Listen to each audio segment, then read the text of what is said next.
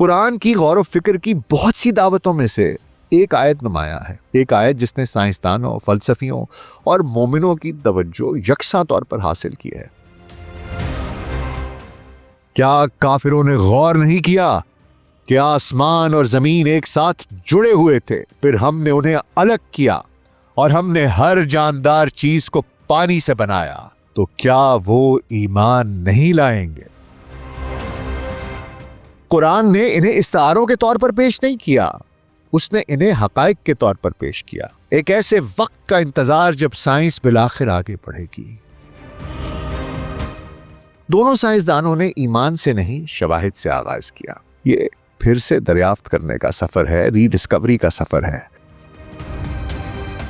اور یہ ایک آیت سے شروع ہوتا ہے، ایک آیت جو صدیوں سے گونج رہی ہے، ایک آیت جسے جدید سائنس نے حال ہی میں سمجھنا شروع کیا۔ اس کا مطلب اس مومن کے لیے کیا ہے جو حیران ہے کہ کیا قرآن اب بھی جدید دنیا سے بات کرتا ہے؟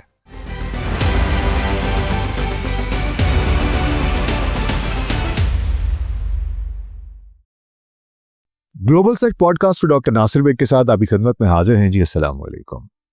جب خدا بولتا ہے اور سائنس سنتی ہے، آج کی جین زی اور جین الفا کی نوجوان مسلمان جنریشن جو معلومات سے بھری اس دنیا میں سوشل میڈیا پر سکرول کرتے کرتے تھک جاتی ہے، جو ایمان اور سائنس کی آپسی کشمکش میں خود کو گھرا ہوا محسوس کرتی ہے، جو سوچتی ہے کہ خوردبینوں، سیٹلائٹس، لیبارٹریز، اے آئی اور روبوٹس اور ہیومنائٹس کے اس جدید دور میں عقیدے اور مذہب کی اب کیا ہی جگہ باقی رہ گئی ہے۔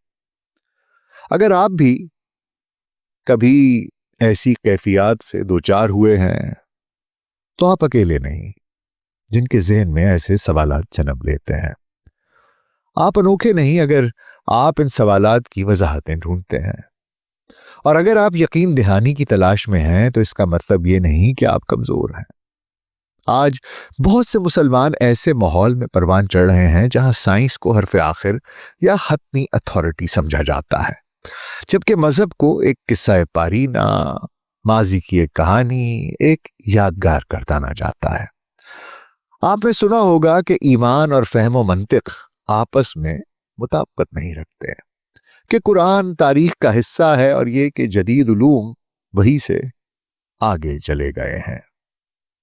لیکن ذرا ٹھہریے اور سوچئے، کیا ہو اگر جو تناؤ آپ محسوس کرتے ہیں وہ حقیقی ہو ہی نہ؟ کیا ہو اگر یہ جنگ جو آپ کے اندر جاری ہے دراصل جنگ ہو ہی نہ؟ اور کیا ہو اگر قرآن خود آپ کو سوچنے، سوال کرنے، دریافت کرنے کی دعوت دیتا ہو، آپ کے تجسس کو خاموش کرنے کے لیے نہیں بلکہ اسے بیدار کرنے کے لیے؟ میرا آج کا پروگرام قرآن کو ثابت کرنے کی کوئی کاوش نہیں ہے، کیونکہ قرآن کو ثبوت کی ضرورت نہیں۔ یوں سمجھ لیجئے کہ یہ اس سے ذرا تھوڑا سا زیادہ ذاتی ہے۔ بات اس پرسکون خوشی کی ہے جو اس وقت میسر آتی ہے جب ایمان اور عقل ضم ہو جاتے ہیں، ملتے ہیں دو دوستوں کی طرح۔ آج کی کہانی دو عالمی شہرت یافتہ سائنسدانوں کی ہے، ڈاکٹر مورس بکائی، ایک مشہور فرانسیسی سرجن جو پیرس یونیورسٹی میں سرجیکل کلینک کے چیف تھے، اور ڈاکٹر کیتھ مور، دنیا کے معروف ایمبریولوجسٹ اور یونیورسٹی آف ٹورانٹو میں پروفیسر ایمریٹس۔ دونوں نے قرآن سے آشنائی کا سفر، اس کا آغاز عقیدے سے نہیں بلکہ خالص تجسس سے کیا۔ انہوں نے قرآن کو ایک مقدس صحیفے، ایک مقدس کتاب کے طور پر نہیں بلکہ ایک ایسے متن کے طور پر دیکھا جس کا جائزہ لیا جانا چاہیے، اور اس کے نتیجے میں جو کچھ انہوں نے اخذ کیا اس نے انہیں حیران کر دیا۔ یہ ان کی حیرت انگیز کہانی ہے اور ممکن ہے کہ یہ آپ کی کہانی کا حصہ بھی بن جائے۔ تو اگلے 10 سے 15 منٹ کے لیے حضور دھیان ذرا ادھر، اور اگر آپ کو ہمارا کانٹینٹ پسند آ رہا ہے تو ویڈیو کو لائک اور چینل کو سبسکرائب کر دیجیے گا۔ تو آئیے آغاز کرتے ہیں۔ زندگی میں ایسے لمحات آتے ہیں جب کوئی جانی پہچانی مانوس سی چیز اچانک دوبارہ نہیں لگنے لگتی ہے۔ ایک آیت جو آپ نے بچپن میں سنی، ایک تصور جو آپ نے اسکول میں بنایا، ایک عقیدہ جو خاموشی سے آپ کے دل میں گھر کر گیا، اچانک ایک مختلف روشنی سے چمک اٹھتا ہے. You start seeing it in a different light. اور اس لمحے میں آپ کوئی دباؤ محسوس نہیں کرتے، آپ کو بحث کا بوجھ نہیں ستاتا، آپ کو یوں لگتا ہے کہ یہ مجھے بہت پہلے سے معلوم تھا. صدیوں سے مسلمان جانتے تھے کہ قرآن میں نشانیاں ہیں. آیات نہ صرف روحانی اور ایمانی رہنمائی کرتی ہیں بلکہ قدرت کے راز بھی بیان کرتی ہیں. ایسی آیات جو دنیا، آسمانوں، زمین، انسانی جسم اور زندگی کے آغاز کے بارے میں بات کرتی ہیں. لیکن تاریخ کے بیشتر حصے تک ان آیات کو صرف ایمان کے ساتھ پڑھا جاتا تھا. خوش الہانی سے ان کی تلاوت کی جاتی تھی، قرات کی جاتی تھی. ان کے گہرے معانی پوشیدہ رہے. اس وقت کا انتظار کرتے رہے جب انسانیت انہیں دریافت کرنے کے قابل ہو جائے گی. وہ وقت اب آ گیا ہے. آج ہم ایسے دور میں رہتے ہیں جہاں دوربینوں سے اربوں نوری سال دور کی کہکشائیں دیکھی جا سکتی ہیں. خوردبینیں دھول کے ذروں سے بھی چھوٹی دنیاؤں کو آشکار کرتی ہیں، اور سائنسی ترقی زندگی کے رازوں کی پرتیں کھول رہی ہے. دریافت کے اس دور میں قرآن کے حوالے سے بھی کچھ ایسا ہی قابل ذکر ہوا ہے. جدید سائنس قرآن میں پائے جانے والے بیانات کی بازگشت سنانے لگی ہے. 14 صدیوں سے بھی پہلے نازل ہونے والے رازوں کی بازگشت، اور وہ بھی مبہم شاعرانہ انداز میں نہیں، استعاروں میں نہیں، بلکہ واضح طور پر سائنسی اور بامانی تفصیلات کے ساتھ. اور اس خوبصورت ہم آہنگی کے مرکز پر 2 سائنسدان کھڑے ہیں. ڈاکٹر مورس بکائی، ایک فرانسیسی سرجن جس کا قرآن سے تعلق کا آغاز شبہات سے ہوا اور اختتام حیرت پر. ایک ایسا سائنسدان جسے ثبوت پر بھروسہ کرنے کی تربیت دی گئی تھی، نہ کہ صحیفے پر. جس نے قرآن کو ایک مومن کے طور پر نہیں اپنایا بلکہ ایک سائنسدان کے طور پر پرکھا. جس چیز نے اسے فوری طور پر متاثر کیا وہ الہیات، روحانیات یا شاعرانہ زبان نہیں تھی، وہ قرآن کی سائنسی درستگی تھی. ڈاکٹر بکائی نے تحقیق کا آغاز کیا اور فطرت کے بارے میں قرآنی بیانات اور ثابت شدہ سائنسی حقائق کا منظم طریقے سے موازنہ کرنا شروع کیا. مفروضے نہیں، قیاس آرائیاں نہیں، یا قیاس آرائیوں پر مبنی نظریات نہیں، بلکہ وہ نتائج جن کی سائنس پہلے سے تصدیق کر چکی تھی. قرآن میں ایک بھی بیان ایسا نہیں تھا جو جدید سائنسی علم سے متصادم ہو. ڈاکٹر بکائی کے لیے پانی اور زندگی کے بارے میں آیت خاص طور پر متاثر کن تھی، کیونکہ سائنس نے حال ہی میں اس کی تصدیق کی تھی، جس کا اعلان قرآن مجید پہلے ہی کر چکا تھا. اور یہ ہم آہنگی یہیں ختم نہیں ہوئی. جیسے جیسے سائنس مزید ترقی کرتی گئی، محققین نے ایک اور گہرا سوال پوچھنا شروع کیا: خود زندگی کہاں سے شروع ہوئی؟ آج ہر سنجیدہ سائنسی نظریہ زندگی کی ابتدا کو پانی سے جوڑتا ہے، چاہے گرم اتھلے تالابوں میں، گہرے سمندروں کے ہائیڈرو تھرمل وینٹس میں، یا معدنیات سے بھرپور خلیجوں میں. حتیٰ کہ آج جب سائنسدان زمین سے باہر زندگی کی تلاش کرتے ہیں تو وہ ایک سادہ اصول پر عمل کرتے ہیں: پانی کی تلاش کرو. مریخ سائنسدانوں کو اس لیے متاثر کرتا ہے کیونکہ وہاں کبھی دریا اور جھیلیں تھی. یوروپا مشتری کا ایک چاند ہے، محققین کو وہ اس لیے ایکسائٹ کرتا ہے کیونکہ اس میں ایک وسیع زیر زمین سمندر ہے. انسیلاڈس زحل کا ایک چاند ہے، پانی کے فوارے خلا میں پھینکتا ہے. اس لیے اس کے بارے میں بات کر کے سائنسدان بہت زیادہ جذباتی ہو جاتے ہیں، ایکسائٹڈ ہو جاتے ہیں. آخر پانی ہی کیوں؟ کیونکہ زندگی کا وجود پانی کے بغیر ممکن نہیں ہے. اس کے بعد آتے ہیں ڈاکٹر کیتھ ایلمور، دنیا کے معروف ایمبریولوجسٹ میں سے ایک، جن کی نصابی کتب نے ڈاکٹروں کی نسلوں کی تربیت کی ہے. انہوں نے کئی دہائیوں تک خوردبین کے نیچے ایمبریوز کا مطالعہ کیا، انسانی زندگی کو مرحلہ وار بنتے ہوئے دیکھا. جب ڈاکٹر مور کو ایمبریو کی نشو و نما کے بیان کرنے والی قرآنی آیات کا جائزہ لینے کے لیے مدعو کیا گیا تو انہیں غلطیوں کی توقع تھی. آخرکار ایمبریولوجی ایک ایسا شعبہ ہے جس میں میگنیفیکیشن، امیجنگ اور ٹیکنالوجی کی ضرورت ہوتی ہے، جو 7ویں صدی میں اس کا کوئی وجود ہی نہیں تھا. لیکن قرآن کی معلومات نے انہیں حیران کر دیا. قرآن انسانی نشو و نما کو مراحل میں بیان کرتا ہے. نطفہ، ایک چھوٹا قطرہ جو فرٹیلائزیشن اور ابتدائی خلیاتی تقسیم سے ملتا ہے. پھر علقہ، ایک لٹکتی ہوئی چیز جو جونک جیسی شکل میں رحم کی دیوار سے چپکتی ہے اور ماں کا خون کھینچتی ہے. اس سے نرشمنٹ لیتی ہے. اس کے بعد مضغہ، ایک چبایا ہوا ٹکڑا جو ایمبریو کے سومائٹ سے مشابہ ہے، جو دانتوں کے نشانات جیسا لگتا ہے. پھر ہڈیاں بننا اور ان پر گوشت چڑھنا، اور رحم میں 3 پردوں کی تاریکی جو جدید اناٹمی سے بالکل مطابقت رکھتی ہے. پیٹ کی دیوار، رحم کی دیوار اور ایمنیوٹک جھلیاں. ڈاکٹر مور نے کہا کہ یہ بیانات تو خدا کے ہی ہو سکتے ہیں کیونکہ یہ علم صدیوں بعد دریافت ہوا. انہوں نے قرآنی ایمبریولوجی کو اپنی کتاب میں شامل کیا. دونوں سائنسدانوں نے ایمان سے نہیں، شواہد سے آغاز کیا. دیکھیے حضور، میں کسی عقیدے کو مسلط کرنے کی کوشش نہیں کر رہا، نہ سائنس کو صحیفے کے مطابق ڈھالنے کی کاوش کر رہا ہوں. یہ معجزات کا دعویٰ کرنے کے بارے میں بھی نہیں ہے. اس کا مقصد بہت سادہ مگر گہرا ہے. جب ایک قدیم متن ان چیزوں کے بارے میں وضاحت کے ساتھ بات کرتا ہے جو صرف جدید سائنس نے دریافت کی ہیں، تو اس کا کیا مطلب ہے؟ وہ نوجوان مسلمان نسل جو ایمان اور عقل کے درمیان بٹی ہوئی محسوس کرتی ہے، اس کے لیے اس کا مطلب بہت بڑا ہے. اس کا مطلب اس مومن کے لیے کیا ہے جو حیران ہے کہ کیا قرآن اب بھی جدید دنیا سے بات کرتا ہے؟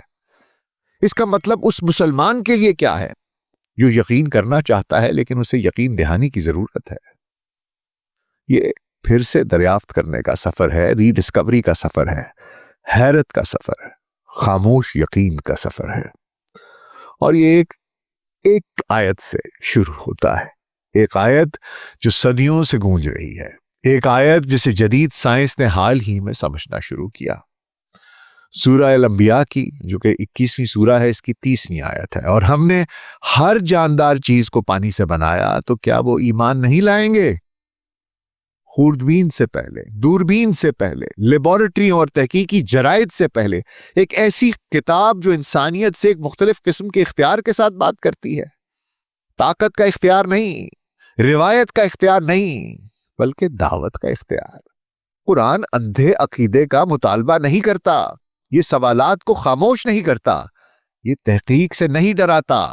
اس کی بجائے یہ پوچھتا ہے نرمی سے، بار بار، اصرار سے، کیا وہ غور نہیں کرتے؟ کیا وہ نہیں سوچتے؟ کیا انہوں نے نہیں دیکھا؟ یہ سوالات محض بیانات نہیں ہیں، یہ ایک پکار ہے، کھلی آنکھوں اور کھلے دل سے دنیا کو دیکھنے کی پکار. آج بہت سے مسلمانوں کے لیے، خاص طور نوجوان مسلمان جو سائنسی زبان بولتے ہیں اور اس دنیا میں رہتے ہیں جہاں صرف ٹیکنالوجی کی بات ہوتی ہے، یہ آیات انقلابی محسوس ہوتی ہیں. یہ دکھاتی ہیں کہ اسلام نے کبھی خود کو عقل کے خلاف نہیں رکھا. اس نے کبھی مومنوں سے ایمان اور علم کے درمیان انتخاب کرنے کا تقاضا نہیں کیا. اس کی بجائے قرآن کائنات کو ایک وسیع کلاس روم کے طور پر پیش کرتا ہے اور ہر قدرتی مظہر کو ایک سبق کے طور پہ. قرآن کی غور و فکر کی بہت سی دعوتوں میں سے ایک آیت نمایاں ہے، ایک آیت جس نے سائنسدانوں، فلسفیوں اور مومنوں کی توجہ یکساں طور پر حاصل کی ہے. کیا کافروں نے غور نہیں کیا کہ آسمان اور زمین ایک ساتھ جڑے ہوئے تھے، پھر ہم نے انہیں الگ کیا اور ہم نے ہر جاندار چیز کو پانی سے بنایا، تو کیا وہ ایمان نہیں لائیں گے؟ سورہ الانبیاء آیت نمبر 30. اس آیت میں 2 گہرے بیانات ہیں. آسمان اور زمین کبھی جڑے ہوئے تھے، پھر الگ ہوئے. ہر جاندار چیز پانی سے بنی ہے. صدیوں تک ان بیانات کو ایمان کے ساتھ پڑھا گیا، لیکن سائنسی سیاق و سباق کے بغیر. 7ویں صدی میں کوئی بھی ان کی جانچ نہیں کر سکتا تھا، کوئی بھی ان کا تجزیہ نہیں کر سکتا تھا، کوئی بھی ان کی تصدیق نہیں کر سکتا تھا. لیکن قرآن نے انہیں استعاروں کے طور پر پیش نہیں کیا، اس نے انہیں حقائق کے طور پر پیش کیا. اور یہ اسی طرح رہے، انتظار کرتے رہے ایک ایسے وقت کا جب انسانیت کائنات کو دریافت کرنے کے اوزار تیار کرے گی. ایک ایسے وقت کا انتظار جب خوردبین زندگی کی پوشیدہ ساخت کو ظاہر کرے گی. ایک ایسے وقت کا انتظار جب سائنس بالآخر آگے بڑھے گی. قرآن کو جو بات قابل ذکر بناتی ہے وہ صرف یہی نہیں ہے کہ وہ کیا کہتا ہے، بلکہ یہ کہ وہ کیسے کہتا ہے. قدیم اساطیری کہانیوں کے برعکس جو دیوتاؤں کے درمیان لڑائیوں اور کائناتی حادثات کے ذریعے تخلیق کو بیان کرتی ہیں، قرآن وضاحت اور سادگی سے بات کرتا ہے. کوئی مبالغہ نہیں، کوئی اساطیری کہانی نہیں، کوئی توہم پرستی نہیں، صرف بیانات، مختصر، درست، اعلانیہ۔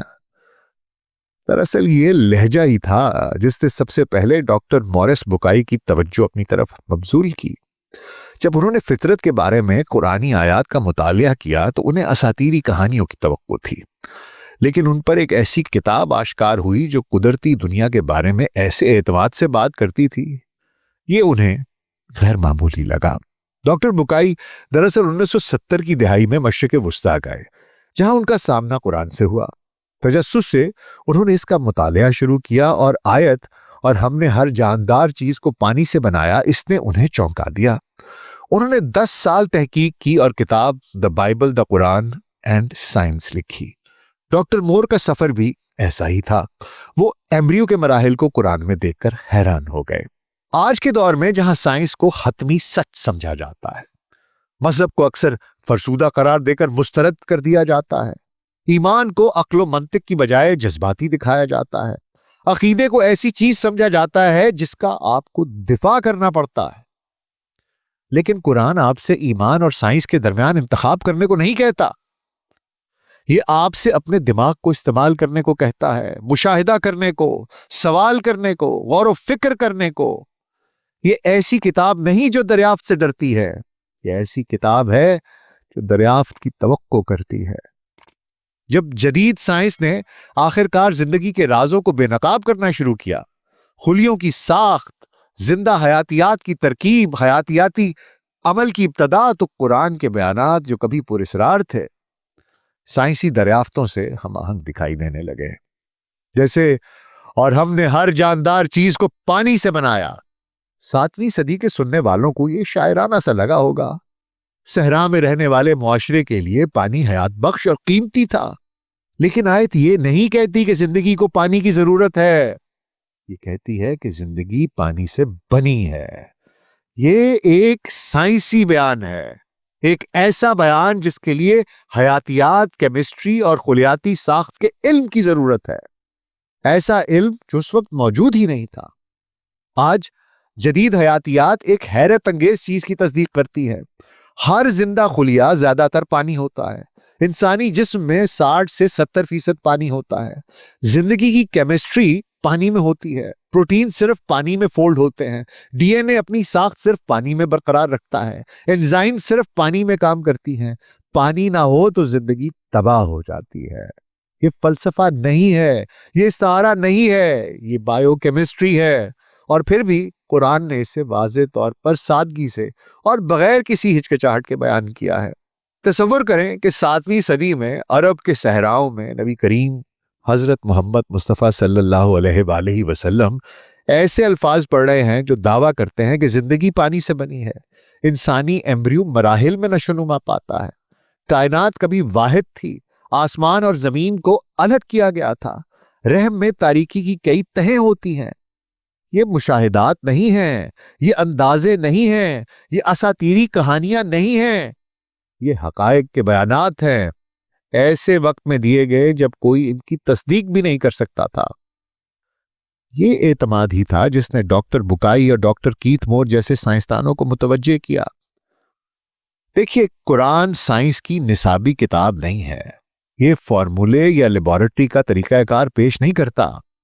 اس کا مقصد حیاتیات یا فزکس سکھانا نہیں ہے، لیکن یہ ہر نسل سے ایسی زبان میں بات کرتا ہے جسے وہ سمجھ سکتی ہے۔ ابتدائی عربوں سے اس نے فصاحت کے ذریعے بات کی، فلسفیوں سے اس نے منطق کے ذریعے بات کی، روحانی متلاشیوں سے اس نے معانی کے ذریعے بات کی، اور جدید دنیا سے ایک ایسی دنیا جو سائنس سے تشکیل پائی ہے، یہ فطرت میں نشانیوں کے ذریعے بات کرتا ہے۔ یہی وجہ ہے کہ قرآن لازوال رہتا ہے، اس لیے نہیں کہ یہ بدلتا ہے، بلکہ اس لیے کہ انسانیت اس کے معنی میں ایوالو کر رہی ہے۔ ڈاکٹر بکائی اور ڈاکٹر مور کی تحقیق سے جو نتیجہ نکلا وہ یہ ہے کہ قرآن کے فطری بیانات جدید علم سے مکمل مطابقت رکھتے ہیں۔ یہ اطمینان دیتا ہے کہ ایمان اور عقل دشمن نہیں بلکہ دوست ہیں۔ یہ کہانی ختم نہیں ہوتی۔ پانی اور ایمبریو کی آیات تو صرف آغاز ہیں۔ قرآن ہر نسل سے اس کی زبان میں بات کرتا ہے۔ اور آج کی نسل سے سائنس کی زبان میں یہ سفر حیرت کا ہے، دریافت کا ہے اور خاموش یقین کا ہے۔ نشانیاں ہمیشہ سے موجود تھیں، اب ہم انہیں واضح دیکھ سکتے ہیں۔ جب خدا اس حکمت سے بولتا ہے تو سائنس اپنی جستجو میں سنتی ہے اور سچ کی بازگشت گونجنے لگتی ہے۔ اس خوبصورت ہم آہنگی میں تلاش کرنے والا دل سکون، یقین اور ایک عجیب سی مسحور کن خوشی محسوس کرتا ہے۔ بے شک میرے اللہ کے قرآن کا ایک ایک لفظ، ایک ایک حرف سچا ہے۔ اپنا بہت خیال رکھیے گا۔ شکریہ۔